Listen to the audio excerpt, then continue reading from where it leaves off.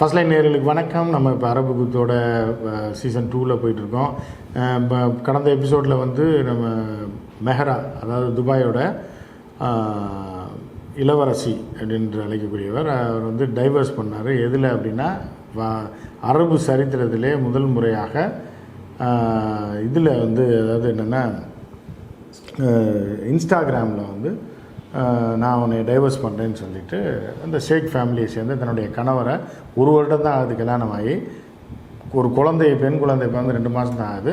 இன்ஸ்டாகிராமில் டைவர்ஸ் பண்ண முதல் ஆள், டைவர்ஸ் பண்ண முடியாத சட்டப்படி இன்ஸ்டாகிராமில் டைவர்ஸ் பண்ணுறேன்னு சொன்ன முதல் ஆள் வந்து மெஹரா. ஸோ அதை பற்றி நம்ம டீட்டெயிலாக பார்த்தோம்.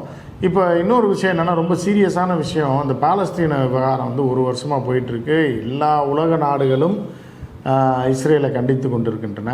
ஏன்னா இஸ்ரேலுக்கு ஆதரவாக அமெரிக்கா மட்டும் இருக்குது, பிரிட்டன் இருக்குது, ஜெர்மன், ஃப்ரான்ஸ் எல்லாம் இருந்தால் கூட, இந்த G7 என்று சொல்லக்கூடிய நாடுகள் இருந்தால் கூட, அவர்கள்லாம் ஐரோப்பியர்கள், வெள்ளைக்காரங்க, அவங்களோட மதம் வேறு, ஊர் வேறு, காண்டினென்ட் வேறு அப்படின்னு இருக்கும்போது எல்லாருமே எதிர்பார்க்கிறது என்ன அப்படின்னா, சவுதி பெரிய பணக்கார நாடாச்சே, சவுதி ஏன் வந்து அட்டாக் பண்ணக்கூடாது இஸ்ரேலை, அந்த மாதிரியான கேள்விகள் பலரும் கேட்குறாங்க.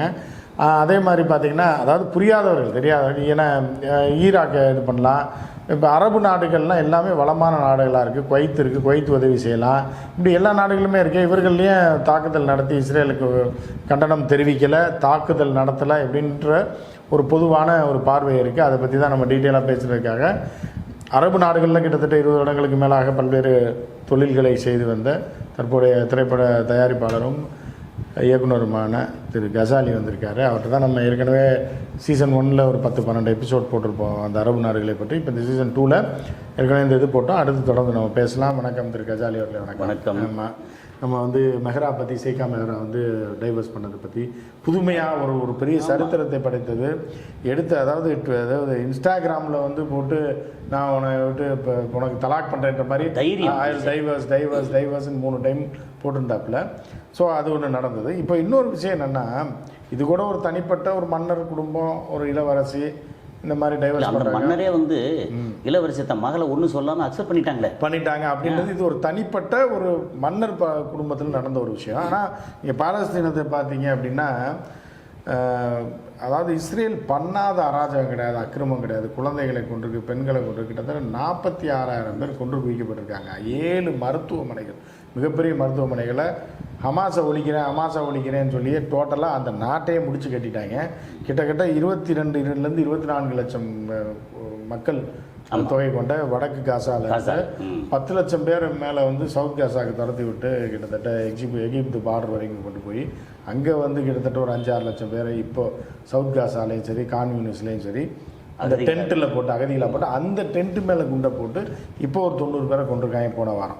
ஸோ இப்போ இவ்வளோ தூரம் நடக்கும்போது அந்த பகுதி பூராமே இஸ்லாமிய நாடுகள் தான். சவுதி அரேபியா எடுத்துட்டிங்கனாலும் சரி, ஜோர்டான் எடுத்துட்டிங்கனாலும் சரி, சிரியாவை எடுத்துட்டிங்கனாலும், ஈஜிப்ட் எடுத்துட்டிங்கனாலும் சரி, சுற்றி வளைச்சி இருக்கக்கூடிய இந்த நாடுகள் எல்லாம், இதில் வந்து சில இயக்கங்கள் தான் வந்து தாக்குதல் நடத்தி கொண்டு இருக்கிறதே தவிர அந்த அரசுகள்லாம் ஏன் அமைதியாக இருக்குது? ஏன் அரபியர்கள் இவ்வளோ காசை வச்சுட்டு இஸ்லாமியர்கள் அடிபடும் போது இஸ்ரேலை எதிர்த்து இவர்கள் இறங்க முடியல?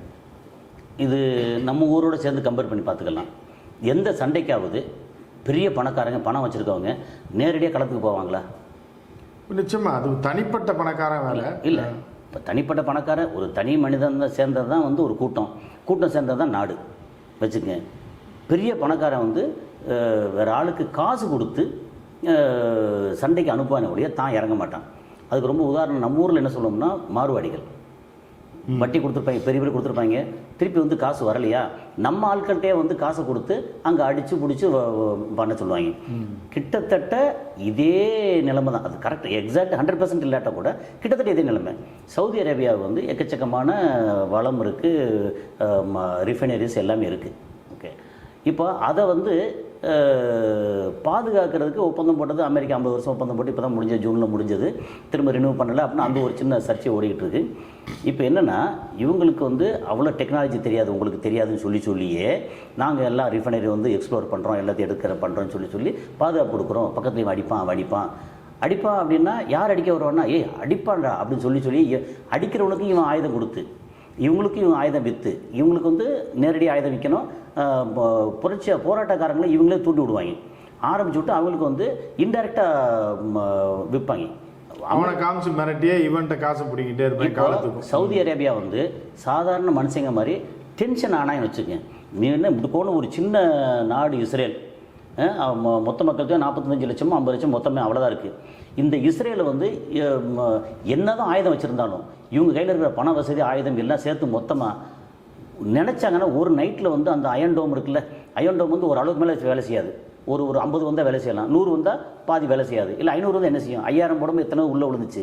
அது மாதிரி எல்லாம் சேர்ந்து ஒரே டைமில் பிளான் பண்ணி போட்டால் இஸ்ரேல் ஒழிச்சிட முடியாதா? ஒழிக்க முடியாது. ஏன்னா இஸ்ரேலை இங்கே அடித்தாங்கன்னா அமெரிக்கா வந்து இவங்களை அடிக்கும். ஏன்னா இவங்களுக்கான லாஸ் இருக்குல்ல, இவங்களுக்கு வந்து அந்த ரிஃபைனரி இதுக்கு வர்ற வருமானம் இதை தாண்டி வேறு வகையில் எந்த வருமானமும் இல்லை. ஒன்லி பெட்ரோலியம் ப்ராடக்ட் அதுலேருந்து வரக்கூடிய வருமானத்தை தவிர, இப்போ நம்ம ஊரில் வந்து அக்ரிகல்ச்சர் இருக்குது, நம்ம கார் மேனுஃபேக்சர் பண்ணுறோம், துணி மேனுஃபேக்சர் பண்ணுறோம், இது பண்ணுறோம், பல வகையான இது இல்லைன்னா அது இல்லைன்னா இது அப்படின்னு பல வகை இருக்குது. அங்கே பல வகை ஒன்றுமே இல்லை. அப்போ சவுதி அரேபியா ஏதாவது டென்ஷன் ஆகி பண்ணாங்கன்னா ஒரு 2 ரிஃபைனரியில் வந்து போட்டு தள்ளினாங்கன்னா முடிஞ்சு போச்சு. அப்போ அவங்க வந்து டென்ஷன் ஆக மாட்டாங்க. அப்புறம் அமெரிக்காவுக்கு வந்து இந்த மன்னர்கள் இருக்காங்களே, ஆட்சியாளர்கள், இவங்க வந்து ரொம்ப முக்கியம். அங்கே ஜனநாயகம் வந்து மலர விட மாட்டாங்க இப்போதைக்கு. அரபு நாடுகளில் மொத்தம் அரபு நாடுகளில் பார்த்தா அரபு நாடுகளில் மட்டும்தான் மன்னராட்சி. எங்கெல்லாம் பெட்ரோல் இருக்கோ, இங்கே மலேசியா பக்கத்தில் புருனே இருக்குன்னா அங்கே புருனே சுல்தான். ஸோ அந்த மாதிரி எங்கே பெட்ரோல் வளம் இருக்கோ அங்கே மட்டும் தனக்கு கட்டுப்பட்டு இருக்கிற வரைக்கும் வந்து அவங்கள அதிகாரத்தில் வச்சுருப்பாங்க. கடாஃபியை பொறுத்தள்ள மாதிரி, இங்கே சதாம் ஹுசேனை பொறுத்தள்ள மாதிரி எப்போ வந்து மீறுறாங்களோ அப்போ வந்து பக்கத்தில் சைடில் வந்து மற்றவங்கள போராட்டக்காரன்னு வளர்த்து விட்டு அவங்களுக்கு நிறைய ஆயுதத்தை கொடுத்து பிரச்சனை பண்ணுவாங்க. அப்போ பிரச்சனை என்னென்னா, இவங்ககிட்ட இருக்கிற பணம் வசதி இது எல்லாம் வந்து கிட்டத்தட்ட மாயை. தான் வந்து ஒரு வீரனா இவ்வளோ பணம் இருக்குது, இவங்க அதிகபட்சம் என்ன செய்வாங்கன்னா வெளியே தெரியாமல் சைடில் வந்து கொஞ்சம் உதவி பண்ணுவாங்களே ஒழிய. அதில் வந்து சவுதி என்ன பண்ணியிருக்கு அப்படின்னா, இந்த ஏழைகளுக்கு அடிப்பட்டவனுக்கு மருத்துவ உதவி, உணவு அதை மட்டும் அனுப்பியிருக்காங்களே தவிர, பட் இதை சண்டையை நிறுத்த முடியல. கண்டிப்பாக நிறுத்த முடியாது. இன்னொன்று, சவுதி அரேபியா அல்லது அந்த ஜிசிசி கண்ட்ரிஸ் இருக்காங்க இல்லையா, அவங்க சொல்கிறத கேட்குற இடத்துல இஸ்ரேல் இல்லை. யார் சொல்றதை கேட்கிற நிலைமை இல்லை. இஸ்ரேல் வந்து அமெரிக்காவுக்கு ரொம்ப முக்கியம். என்ன காரணம்னா, இந்த ஜிசிசி கண்ட்ரிஸ் எல்லாத்தையும் கட்டுப்படுத்துறதுக்கு நமக்கு வந்து ஒரு வேட்டை நாய் வேணும். அந்த வேட்டை நாய் வந்து இஸ்ரேல். ஓகே, அப்போ இவங்களை எப்படி கட்டுப்படுத்த முடியும்? அப்போ இன்னொன்று, இப்போ கிட்டத்தட்ட 1 வருஷம் ஆக போகுது, 10 மாதம் மேலே ஆச்சு. 46,000 50,000 பேர் அப்படிங்கிறது வந்து அஃபிஷியல் கணக்கு. எப்படி பார்த்தாலும் அவங்களோட ஐடியா வந்து குழந்தைகள்லேருந்து பெண்கள்லேருந்து எல்லாத்தையும் போட்டு தள்ளியாச்சுன்னா அடுத்த ஜென்ரேஷனாக வராது அப்படிங்கிற இடத்துல எல்லாத்தையும் பண்ணுறாங்க.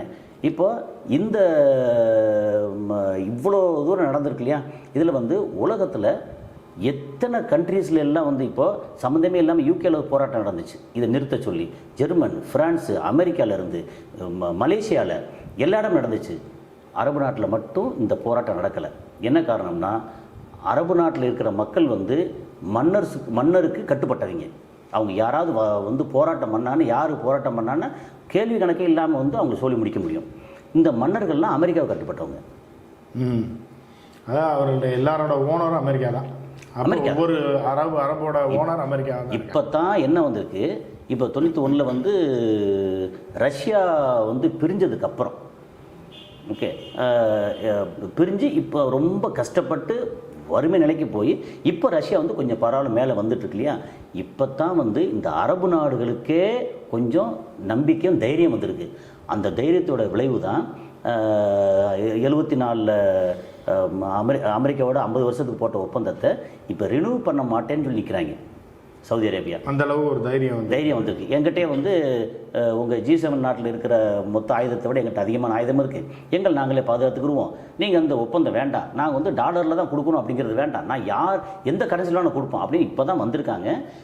இது வந்ததே உண்மையிலே ஆச்சரியமான விஷயம், பெரிய விஷயம். நிஜமா. ஆமாம், அவர்களை எதிர்த்து அமெரிக்கா தான் அந்த அராம்கோ கம்பெனியை வந்து கண்டுபிடிச்சதே வந்தானே, எல்லாமே பண்ணிட்டு. ஆமாம், இவனை வளர்த்து விட்டு எண்ணெய் கண்டுபிடிச்சி எல்லாம் பண்ணும்போது அவன் விட்டுறவே மாட்டான். அதுலேருந்து தான் ரத்த மாதிரி உறுதியாக வளர்ந்துட்டு இருக்கான். அமெரிக்காவோட வருமானத்தில் முக்கியமான பங்கு என்னென்னா, உலக அளவில் வந்து ஆயுத விற்பனை, ஓகே, அப்புறம் பெட்ரோலியம் ப்ராடக்ட். இந்த 2. இப்போ இவன் அடிக்க வரான்னு சொல்லியே இங்கே அத்தனை பேருக்கு இவன் கொடுக்குற ஆயுதம் இருக்குல்ல. அதே மாதிரி அவங்களுடைய இப்போ அமெரிக்கா வந்து கண் வச்சுருக்குது எங்கே, ஒன்று பாலஸ்தீன் பிரச்சனையை கொண்டு வந்து இங்கே வந்துடுவான், ஹூதிஸ் வந்துடுவாங்க ஏமனில். அதனால் ஹூதிஸ்க்கு வந்து அண்டர் கிரவுண்டில் ஆயுதம் கொடுக்குறது. சவுதி அரேபியாவுக்கு டைரெக்டாக சவுதி அந்த UAE மற்ற எல்லாத்தையும் நேரடி ஆயுதம் கொடுக்குறது. இது ஒரு ரீஜன். இன்னொரு ரீஜன் பார்த்திங்கன்னா சீனாவுக்கு கீழே வந்து தைவான். அங்கே ஆயுதத்தை கொடுத்து சீனா வந்து அவங்க ஆயுதத்தை உற்பத்தி பண்ணணும் அப்படின்னு சொல்லி இவங்களோட மொத்த வருமானமே ஆயுதத்தை வச்சு அடுத்த சாவில் தான் இவனுடைய மொத்த வளமே.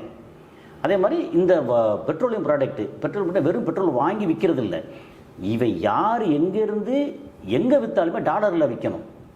அதில் கமிஷன் போயிடும், பெரிய கமிஷன்ல. அதான் இப்போ இந்தியா வந்து டாலரில் பண்ண மாட்டோம் அப்படின்னு சொல்லிட்டு இந்தியாவும் ரஷ்யாவும் இந்தியன் ருப்பியில் பண்ணுறது, அப்புறம் யுவானில் பண்ணுறது, அப்புறம் ஏற்கனவே சைனா வந்து சவுதியில் யுவான் பண்ணுறது இப்படின்னு வந்திருக்கு.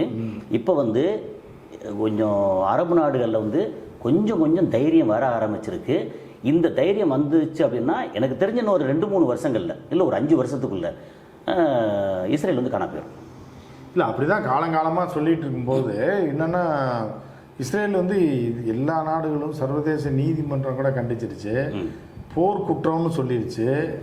நெதன்யாகுவை போர் குற்றவாளின்னு சொல்லியும் கூட அது ஒரு பக்கம் நடவடிக்கை எடுக்க முடியாமல் இருக்குது. ஆமாம், இப்போ வந்து இந்த அரபு நாடுகள் பூரா இணைகிறதுக்கான வாய்ப்பே இல்லையா? அரபு நாடுகள் வந்து கண்டிப்பாக இணைய மாட்டாங்க.